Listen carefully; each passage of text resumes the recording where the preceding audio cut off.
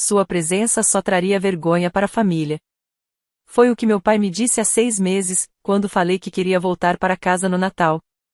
Naquele momento, ele não fazia ideia de que eu era o fundador de uma empresa com mais de 150 funcionários.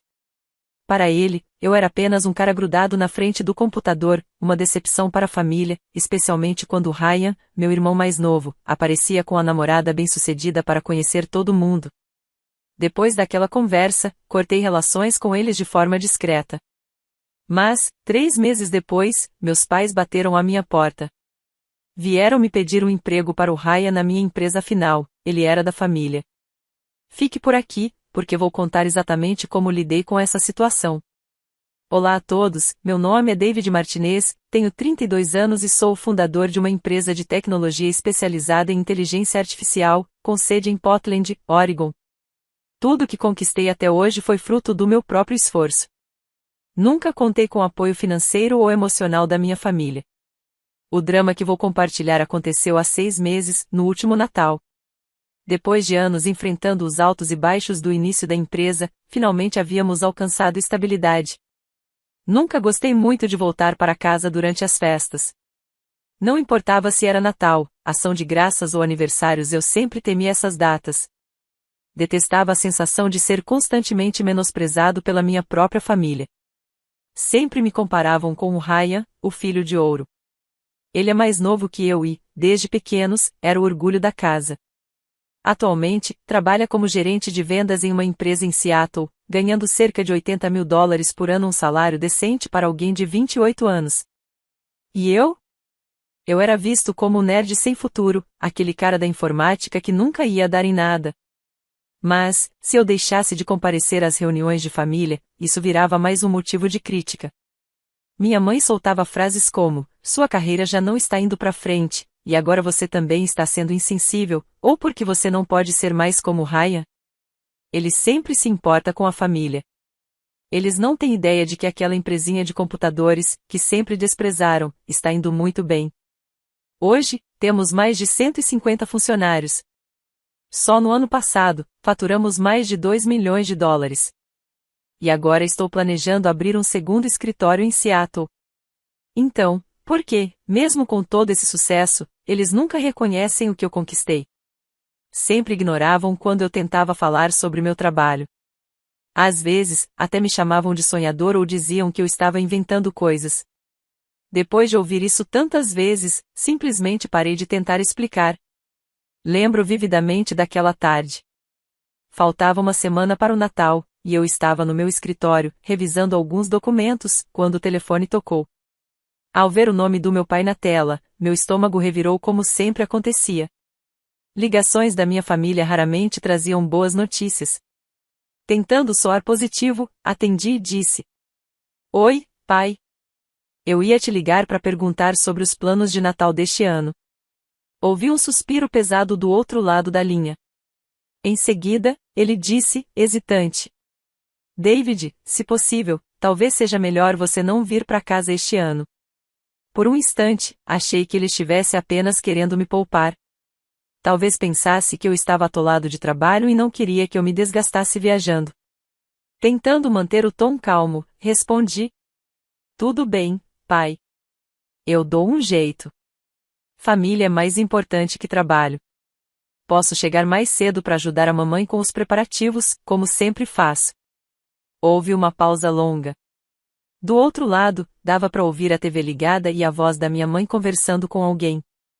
Então, meu pai voltou a falar, dessa vez com um tom mais sério. O que ele disse a seguir me atingiu como um soco no estômago. O Ryan vai trazer a namorada para conhecer a família.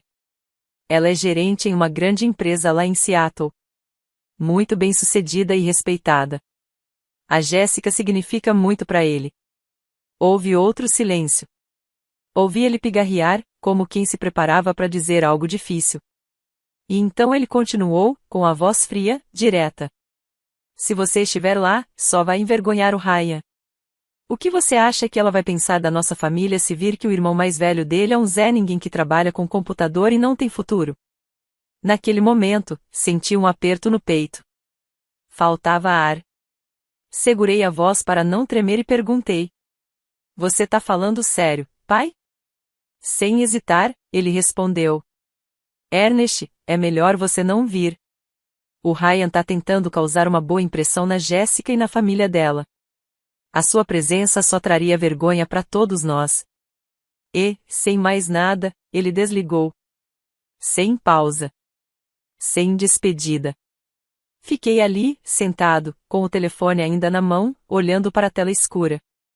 O escritório continuava cheio de colegas conversando e rindo, mas, de repente, tudo pareceu mergulhar num silêncio estranho. Naquela tarde, dirigi para casa no automático. Sinal vermelho, pare.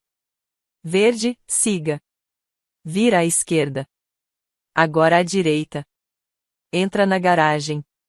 Tudo parecia seguir um roteiro programado. Só quando fechei a porta do meu apartamento atrás de mim, senti o peso do silêncio me engolir. E aquela frase "sua presença só traria vergonha para a família" ficou ecoando na minha mente como uma gravação em loop. Depois de um tempo, sentei no sofá. Minhas mãos tremiam quando abri uma cerveja da geladeira. O amargor da bebida se misturava com o gosto amargo que eu sentia por dentro. Por um momento, cheguei a me perguntar se tinha entendido errado. Mas não. Cada palavra, cada tom, foi frio, calculado. Não havia erro.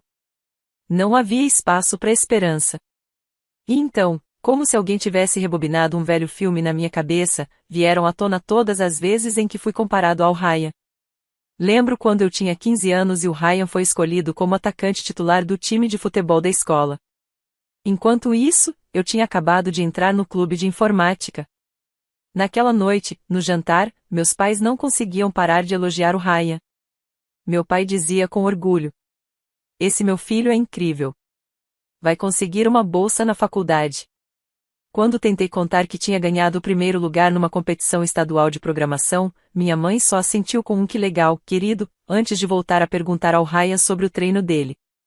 Mais tarde, quando Ryan conseguiu uma bolsa integral para jogar futebol na Universidade do Texas, a casa inteira virou uma festa. Meus pais convidaram parentes, vizinhos, todo mundo, só para parabenizá-lo. Já quando entrei no curso de Ciência da Computação na Universidade de Portland com uma bolsa parcial, ninguém sequer comentou. Depois da faculdade, o Ryan arranjou um emprego num grande banco em Dallas como analista de negócios. Parecia impressionante embora fosse só um cargo júnior de escritório. Mesmo assim, meus pais contavam para todo mundo, orgulhosos: "Nosso filho trabalha no setor bancário. Ele tem um futuro brilhante." E eu? Decidi abrir uma startup logo depois de me formar.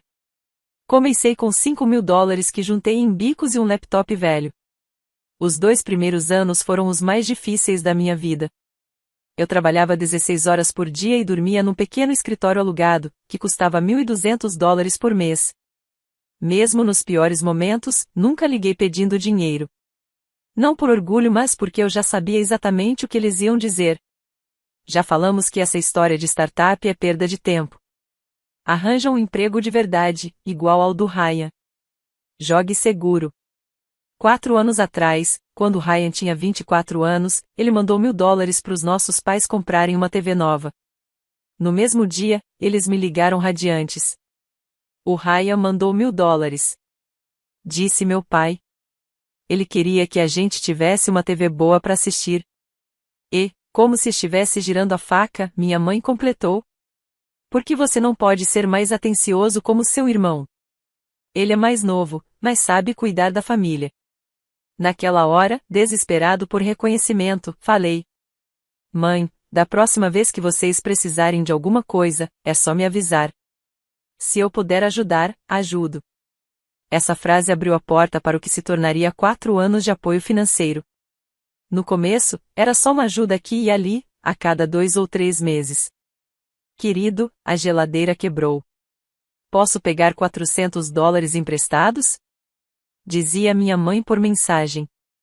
Na semana seguinte, meu pai ligava: "Preciso trocar os pneus.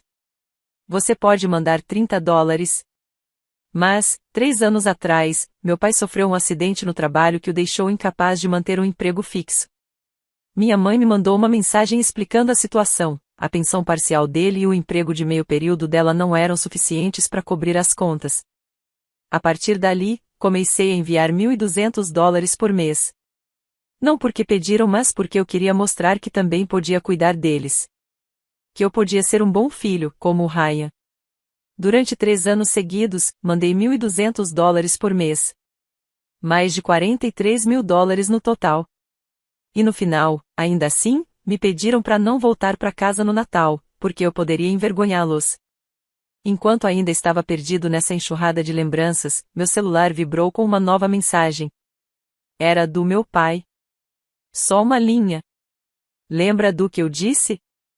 Não volte para casa. Não nos envergonhe. Depois de ler isso, eu não fiquei mais com raiva. Nem triste ao ponto de desmoronar. Uma sensação clara, fria, silenciosa foi tomando conta do meu peito.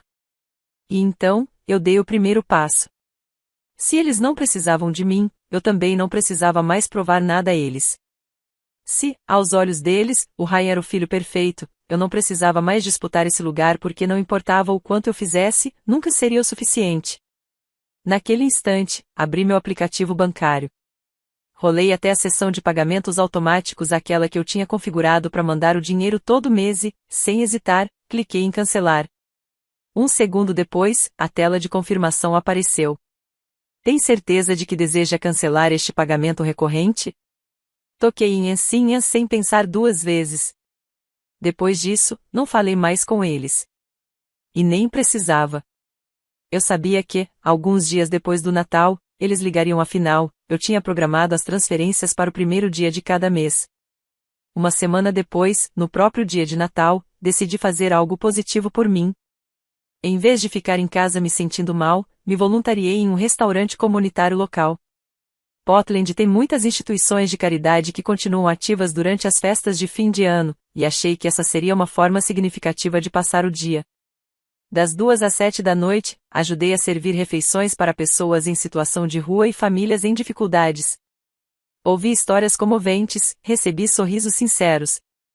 E, pela primeira vez em muito tempo, senti que estava fazendo algo que realmente importava. Naquela noite, já em casa, comecei a rolar distraidamente o feed das redes sociais e uma postagem me chamou a atenção. Era uma foto publicada pelo Miguel, meu primo, alguém com quem mal falo. A família inteira aparecia sorrindo ao redor da mesa de jantar de Natal. Meus pais estavam bem no centro, parecendo relaxados e felizes. No canto direito da foto, Ryan tinha o braço ao redor da Jéssica. Os dois pareciam perfeitamente contentes. A legenda que o Miguel escreveu dizia: o melhor Natal de todos os tempos. Foi ótimo conhecer a Jéssica. Ela é perfeita para o Ryan. Ninguém na foto parecia triste. Ninguém parecia sentir minha falta. Nem um assento vazio na mesa. Meus pais estavam sorrindo. Ryan e Jéssica estavam radiantes. Tios e tias à vontade, como se nada tivesse acontecido. E então eu soube. Soube que tinha feito a escolha certa ao cortar o apoio financeiro. Se, para eles, eu era apenas um caixa eletrônico. Se a minha presença só servia para estragar o clima. Então parar com os dois o dinheiro e a tentativa de agradar foi a melhor coisa que eu poderia ter feito. Agora, eles poderiam ter seus encontros de família tranquilos, sem o incômodo do cara do computador sem futuro. E eu não precisava mais interpretar o papel do filho que nunca era bom o bastante. Alguns segundos depois, desliguei o celular, terminei minha xícara de chocolate quente, e, pela primeira vez em muitos anos, me senti em paz na noite de Natal. Cerca de uma semana depois do Natal, como eu tinha previsto, chegou a primeira mensagem da minha mãe. Usava aquele tom gentil de sempre. David, você pode verificar novamente?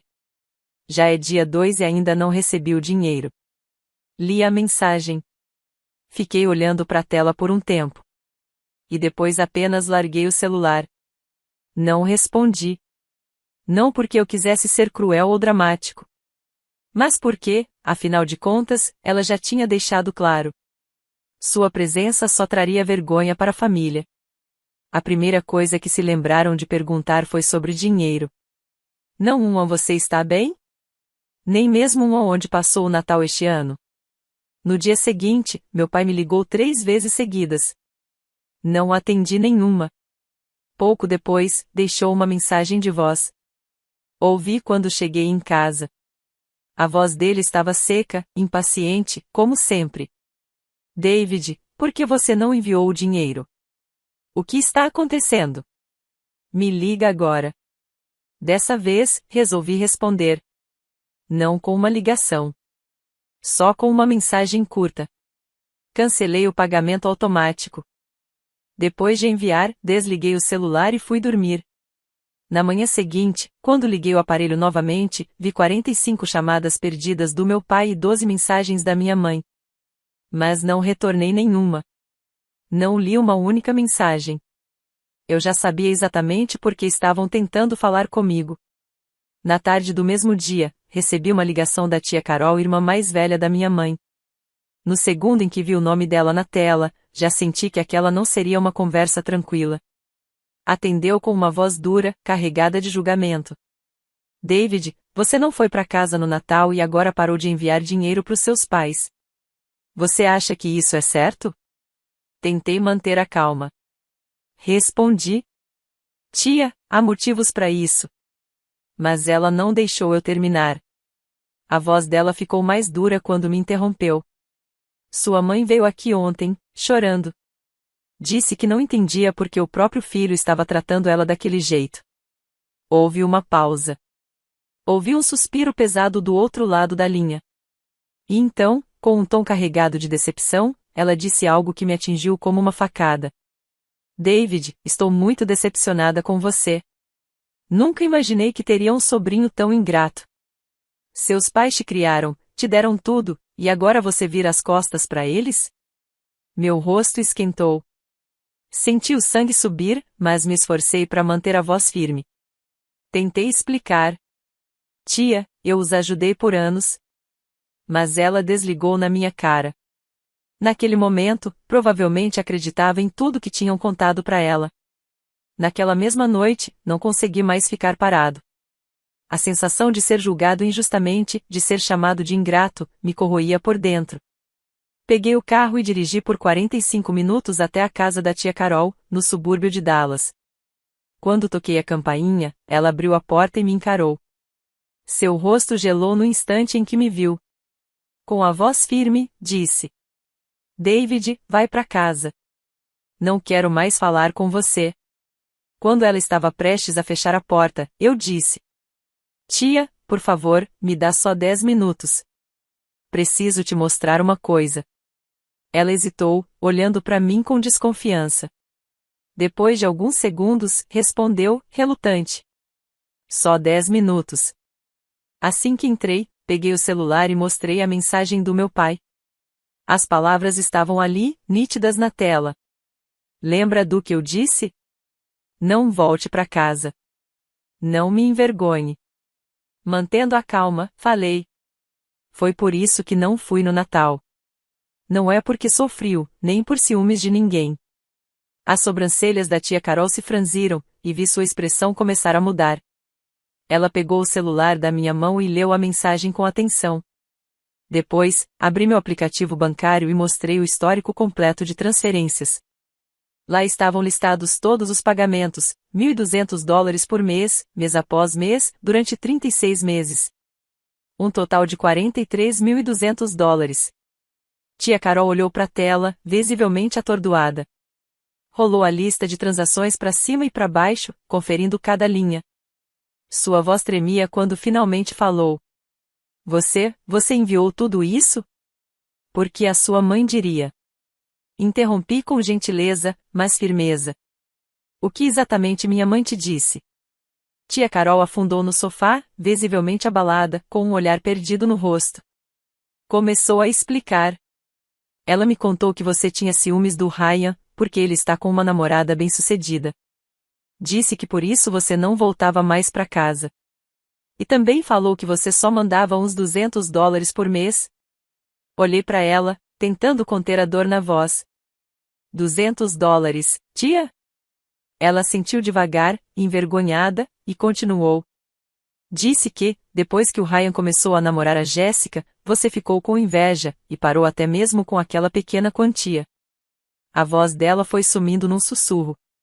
30 minutos depois, após eu compartilhar tudo, cada detalhe, cada sacrifício, cada conversa não dita, tia Carol se levantou com um olhar novo, determinado.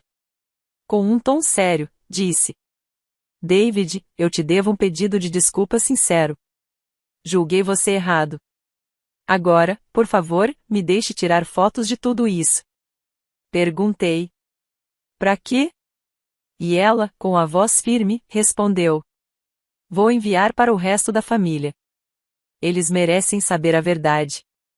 Merecem saber quem realmente cuidou dessa família todos esses anos. Na manhã seguinte, tia Carol fez exatamente o que disse que faria. Eu não sabia o que ela escreveu no grupo da família, mas por volta das 10 horas da manhã, meu celular começou a tocar sem parar. Primeiro apareceu o nome do meu pai, depois o da minha mãe, e logo em seguida o do Ryan. Não atendi nenhuma das ligações. Por volta das 15 horas, tia Carol ligou. Dessa vez, eu atendi. Houve um breve silêncio do outro lado da linha. Então, sua voz soou clara, mas agora sem tensão. David, só estou ligando para te contar uma coisa. Fiquei quieto. Apenas esperei. Ela continuou, falando devagar. Todos, de ambos os lados da família, viram tudo. Ninguém mais está defendendo seus pais. As pessoas estão decepcionadas. Ouvi um suspiro pesado antes que ela acrescentasse. A partir de agora, a família vai manter certa distância deles. E quanto a você, acho que chegou a hora das pessoas saberem quem você é. Não pelas versões que seus pais contaram, mas pela verdade. Não respondi de imediato. Fiquei sentado em silêncio. Parte de mim ainda queria não ter que ouvir aquilo. A verdade é que, para eu finalmente ser visto como sou, outros tiveram que se afastar dos meus pais. Mas eu entendi. Às vezes, é preciso deixar certos laços morrerem para que a verdade tenha espaço. Pouco antes de desligar, tia Carol disse algo que eu nunca imaginei ouvir dela. Me desculpa, David. De verdade. 3 meses se passaram em paz absoluta. A empresa estava crescendo mais rápido do que eu esperava. A receita do primeiro trimestre havia aumentado 40% em relação ao ano anterior. Inauguramos oficialmente nossa filial em Seattle, contratando 25 novos funcionários. Decidi supervisionar pessoalmente o processo de contratação, para garantir que manteríamos nossos padrões. Na época, Linda Harper, nossa diretora de RH, estava analisando centenas de candidaturas. Um dia, ela entrou no meu escritório com uma pilha de currículos cuidadosamente selecionados.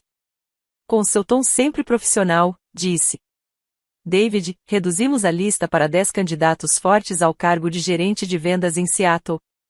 Gostaria que você revisasse antes das entrevistas finais. Enquanto eu folheava os arquivos, um nome fez minha mão parar no meio do movimento: Ryan Martinez. Olhei para Linda, tentando manter um tom neutro. Esse candidato sabe que sou eu quem dirige a empresa? Linda, ainda calma, balançou a cabeça. Não. Ele se candidatou pelo site e foi selecionado pela equipe de recrutamento.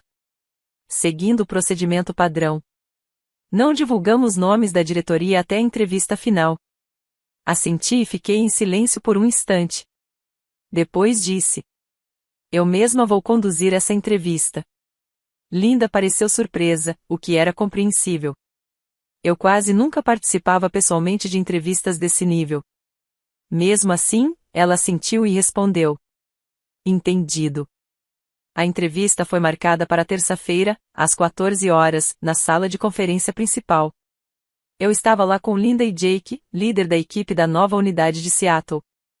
Exatamente às 14 horas, Ryan entrou na sala usando um terno azul marinho. Ele parecia confiante e profissional, sorrindo enquanto apertava a mão de Linda e Jake. Esperei ele se sentar na cadeira da entrevista e então entrei. No momento em que nossos olhos se encontraram, o sorriso no rosto de Ryan desapareceu. Mantendo o tom formal, Linda disse: Ryan, permita-me apresentar o fundador e CEO da Techoflow Solutions, David Martinez. Ryan ficou paralisado, como uma estátua. Seu rosto empalideceu. Os lábios se separaram, mas nenhuma palavra saiu. Foram quase 10 segundos até que ele conseguisse se recompor. Com a voz trêmula, gaguejou. David, eu não fazia ideia de que você era o fundador da Techoflow Solutions. Ignorando a reação dele, falei com profissionalismo. Olá, Ryan. Vamos começar a entrevista. O que se seguiu foram 45 minutos de puro constrangimento. Ryan gaguejou diante de perguntas básicas. Quando Linda perguntou sobre métricas de vendas e KPIs, ele não conseguiu fornecer um único número concreto. Quando Jake perguntou sobre sistemas de gestão de clientes e estratégias de retenção, ele deu respostas rasas e genéricas. Ficou evidente que ele havia inflado sua experiência no currículo. Ele se apresentava como gerente sênior de vendas, mas, na realidade, havia ocupado apenas um cargo júnior. Mesmo os números de desempenho listados não batiam com o que ele descreveu verbalmente durante a entrevista. No fim, fiz a pergunta que eu sabia que precisava ser feita. Ryan, de acordo com a política da nossa empresa, temos diretrizes rigorosas sobre conflitos de interesse na contratação de familiares. Você entende o que isso significa? Ryan engoliu em seco. O suor já manchava sua camisa. Eu entendo, respondeu ele, tenso. No meu tom profissional de sempre, expliquei. Isso significa que o nível de exigência é mais alto, não mais baixo. Devemos manter total imparcialidade no processo. Depois acrescentei. Você tem alguma pergunta? Ryan apenas balançou a cabeça, sem dizer nada. Linda finalizou a entrevista formalmente. Obrigada pelo seu tempo, Ryan. Entraremos em contato em até uma semana. Assim que ele saiu da sala, nós três ficamos para fazer a avaliação. Jake foi o primeiro a falar, direto como sempre. Sinceramente, ele não está qualificado para o cargo. Seu conhecimento técnico é fraco e sua experiência não atende às exigências da posição. Linda concordou com um leve aceno. Exatamente isso. Fiquei em silêncio por alguns segundos antes de dar a palavra final. A decisão é clara. Vamos rejeitar essa candidatura. Seguindo o protocolo da empresa, Linda respondeu de imediato. Enviarei o e-mail de notificação oficial. 2 dias depois, Ryan recebeu um e-mail padrão de rejeição. Dizia: agradecemos seu interesse na Techoflow Solutions. Após análise criteriosa, decidimos seguir com outros candidatos cujas qualificações atendem melhor às necessidades da vaga. Eu sabia que as repercussões não parariam por aí. E de fato, naquela mesma noite, enquanto eu assistia Netflix em casa, meu celular começou a vibrar sem parar. Chamadas perdidas do meu pai, da minha mãe e do Ryan. Não atendi nenhuma. Na manhã seguinte, uma enxurrada de mensagens da minha mãe. David, como você pode fazer isso com o Ryan? Ele é seu irmão. Do seu pai, é bom você se explicar. Como pode ser tão insensível com a própria família? De Ryan. David, eu precisava daquele emprego. Por favor, te imploro, reconsidere. Li todas. Depois, apaguei todas. Sem resposta. Mas eles não pararam. Mais tarde, naquela mesma tarde, eu estava em uma reunião de liderança discutindo estratégias para o segundo trimestre, quando Linda bateu na porta, parecendo um pouco preocupada. David disse: ela acabei de receber uma ligação de alguém que se identificou como seu pai. Ele quer te encontrar para falar sobre a inscrição do Ryan. Respondi na hora. Linda, por favor, diga a ele que todas as decisões de contratação na Techoflow Solutions são baseadas exclusivamente em qualificações e nos procedimentos internos da empresa. Não discutimos essas decisões com ninguém de fora da organização, nem mesmo com familiares dos candidatos. Linda assentiu e fez exatamente o que eu pedi. Naquela noite, enviei uma última mensagem. Um texto em grupo para os três. As decisões de contratação são baseadas em critérios profissionais, não em laços familiares. Ryan não atendia aos requisitos da vaga. Esta decisão é final. Em seguida, bloqueei todos os números. Mas eu sabia que aquilo não seria o fim. E eu estava certo. Naquela sexta-feira, depois de um dia exaustivo no trabalho, cheguei em casa e lá estavam eles. Meus pais. Parados do lado de fora da minha porta. E eu soube, no momento em que os vi, que não se tratava de uma visita casual. Abri a porta, e os convidei para entrar. Não porque eu quisesse, mas porque não queria ter aquela conversa em público, onde os vizinhos pudessem ouvir. Sentamos na sala de estar. Os copos de água que servi ficaram intocados. Meu pai foi o primeiro a falar, tentando manter a compostura. David, precisamos conversar sobre o Ryan. Antes que ele pudesse continuar, minha mãe o interrompeu, com a voz levemente trêmula. O Ryan está sofrendo, agora. Fiquei em silêncio. Só escutando, esperando ver onde aquilo ia dar. Mas no fundo, eu já imaginava. Como eu previa, o tom do meu pai mudou. Ele se inclinou para frente e disse, com mais firmeza: Você precisa dar ao Ryan uma vaga na sua empresa.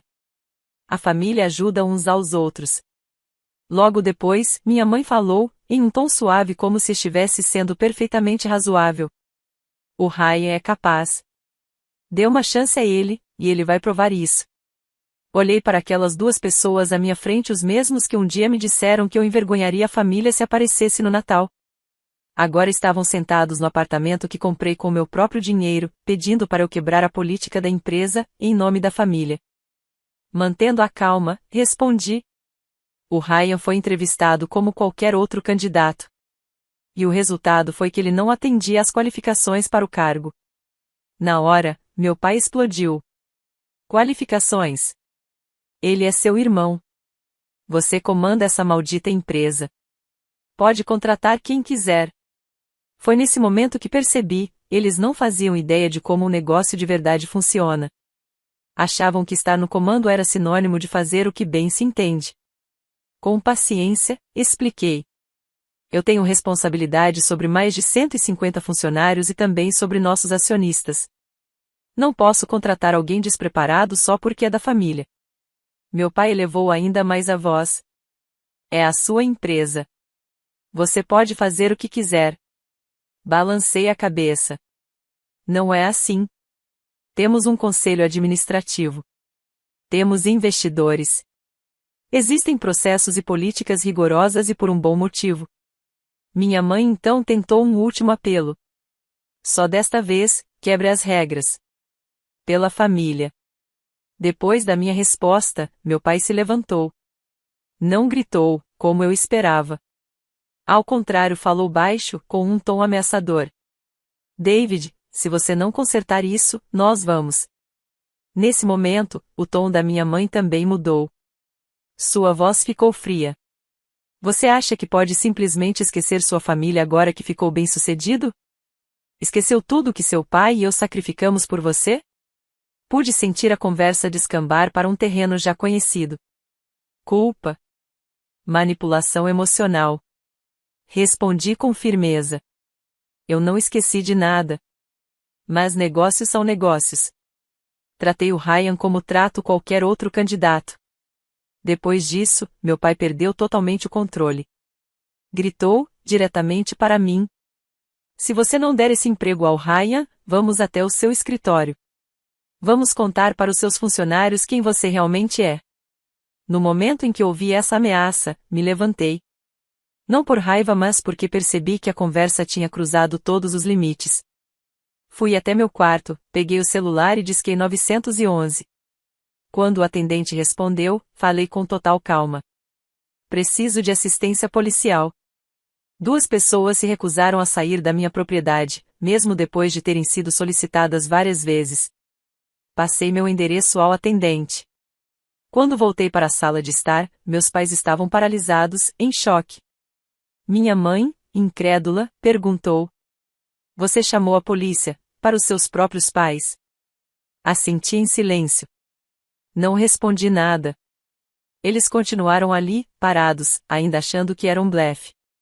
10 minutos depois, 2 policiais chegaram. Foram profissionais e respeitosos com todos os envolvidos. Após ouvirem os 2 lados, explicaram que aquilo era uma questão civil e que, se o assédio continuasse, eu poderia entrar com um pedido de ordem de restrição. Pouco depois, meus pais foram escoltados para fora da minha casa pela polícia. Antes de sair, meu pai se virou e disse: David, você vai se arrepender dessa decisão. Minha mãe soluçou. Você matou essa família. Na semana seguinte, entrei com o pedido oficial de ordem de restrição. O processo foi simples. Apresentei documentação detalhada, incluindo ameaças, mensagens e a recusa deles em deixar minha propriedade mesmo após múltiplos avisos. O juiz concedeu uma ordem de restrição temporária com efeito imediato. 6 meses depois de tudo isso, minha vida mudou para melhor. A empresa cresceu além do que eu esperava. Agora somos 180 funcionários. Nossa filial em Seattle está indo muito bem, e estamos avaliando seriamente a expansão para a Califórnia. Mas, mais importante que os números, é o ambiente que construímos, um lugar baseado em mérito, respeito mútuo e apoio verdadeiro. Celebramos conquistas juntos e nos apoiamos nos momentos difíceis. Quanto ao Ryan, depois daquela experiência, ele conseguiu um emprego em uma empresa menor, em Austin. E meus pais? Sinceramente, não sei o que estão fazendo agora. A ordem de restrição ainda está em vigor. Eles não podem entrar em contato comigo diretamente nem se aproximar da minha casa ou do meu local de trabalho. Não me sinto culpado por isso. 2 meses atrás, algo novo começou na minha vida, comecei a namorar. Sarah, uma designer gráfica que conheci em um projeto da empresa, entende a minha jornada. Ela não julga meu passado nem as complexidades da minha família. Ela valoriza quem eu me tornei.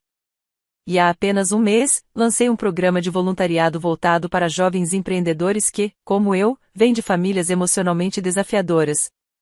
Compartilho minha história e ofereço orientação a quem enfrenta dilemas parecidos. Com tudo isso, aprendi algo fundamental. Família não é desculpa para aceitar abusos. Amor verdadeiro não impõe condições nem exige sacrifícios que custem a sua paz. E, às vezes, a maneira mais poderosa de se respeitar é saber a hora de se afastar. Eu não abandonei minha família. Eu defini limites para proteger minha saúde mental e os valores que construí. E antes de encerrar esta história, quero te fazer uma pergunta. Você acha que eu estava errado em pedir uma ordem de restrição contra meus pais? Estava errado em recusar a contratação do meu irmão, apesar da pressão familiar? Compartilhe suas ideias nos comentários. Quero ouvir especialmente de quem já enfrentou situações parecidas. Se essa história tocou você, não se esqueça de se inscrever para mais reflexões sobre dinâmica familiar, crescimento pessoal e a coragem de estabelecer limites saudáveis. Desejo paz para você, hoje.